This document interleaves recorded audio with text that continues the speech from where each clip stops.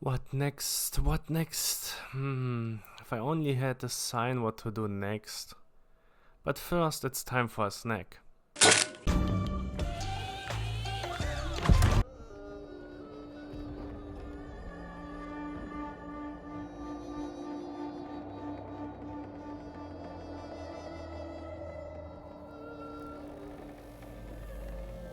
I do like some decent short shooters from time to time, and Shadow Warrior should be my jam, at least in theory.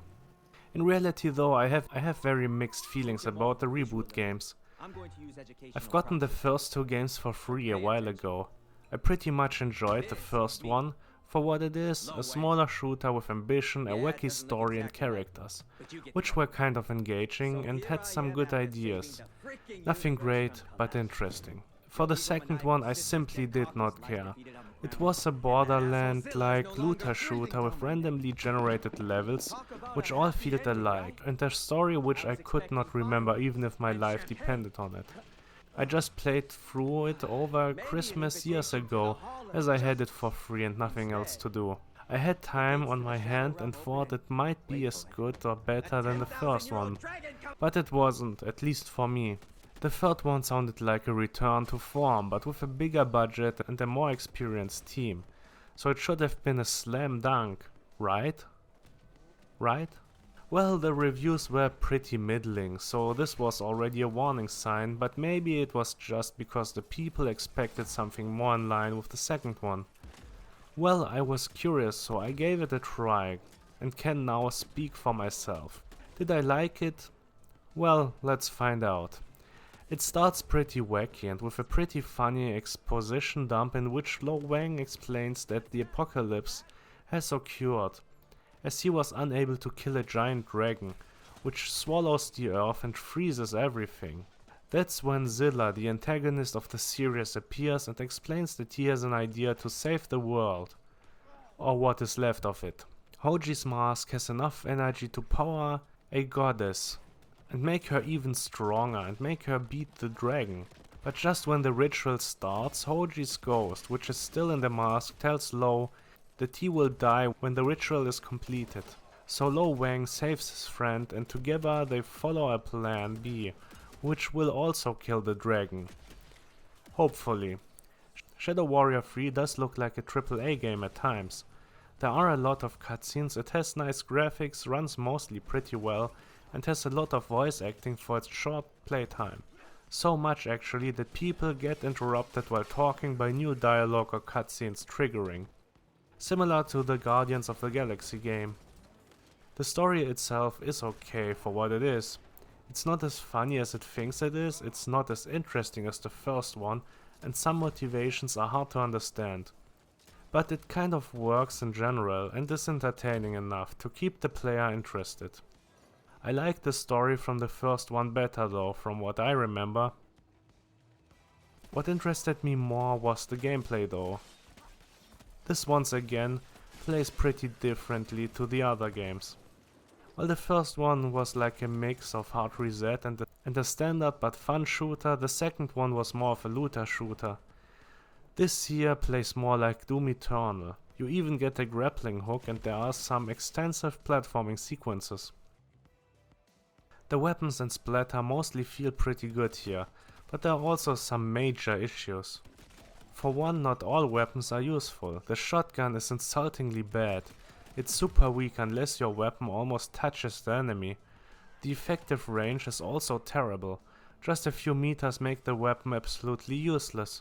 Even balloons don't explode when being shot in a short distance. Enemies are very spongy, but the biggest problem are the variety of enemy weaknesses.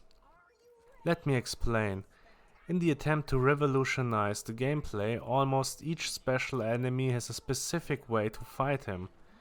There are floating heads which are only vulnerable when shooting and opening up to expose their weakness, or when turned around by the chi attack. There's also a mole enemy which is digging through the ground and is only vulnerable when jumping out of the ground for a few seconds, or another enemy which has some kind of shield which has to be destroyed before being attacked. Now add all of these enemies at once, with the heads being able to almost kill you with the laser, all of them being spongy, and having up to 5 heavy enemies chasing you, which are even spongier, and also having flying enemies, which deal a lot of damage in a big area, and the mole enemy dealing damage on its path. It's overwhelming and just annoying, especially as the damage which Wang receives is very random. Sometimes I get hit a dozen times and have almost no damage received. Another time one hit almost kills me. Also, enemies not always react. In Doom Eternal you are fast, you are powerful, and you can better crowd control enemies, even with stronger enemies and on higher difficulties. Here they often don't care, and it all feels pretty random. The arenas in Doom Eternal were also close to perfect, and offer a lot of possibilities to traverse the arena. In Shadow Warrior 3 I was often getting stuck, jumping accidentally somewhere and then climb it, or just fall off the numerous platforms. Postal Brain Damage, which also works as a Doom Eternal clone, did this better in my opinion, but Shadow Warrior has even more issues. Bugs. I didn't encounter many bugs, but those I encountered were just more annoying. For one, the shooting sometimes doesn't work after longer periods of playing the game. I first thought this would be because of my mouse, but I tried another one and had the same issue, which is also another issue when I fell off a platform and spawned below the platform, which caused me to fall to my death, take damage, respawn and repeat until I'm actually dead. Great.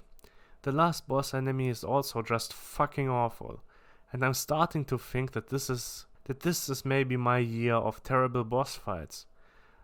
This and GoldenEye Reloaded had just awful boss fights. Here we basically fight the meatball, which hits us with tentacles. The whip tentacle being almost unavoidable and taking forever to beat, especially in the penultimate phase. Overall, Shadow Warrior 3 was for me, just like the second one, a disappointment. There are a lot of good ideas, like the upgrade system and some cool guns, but overall it just disappoints in the end. Weapons are not quite powerful enough to feel good, some of the platforming is annoying, and the arenas are not well enough designed to be fun overall.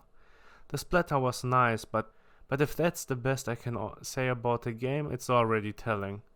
I would ultimately not recommend the third Shadow Warrior game, as it's only slightly above average.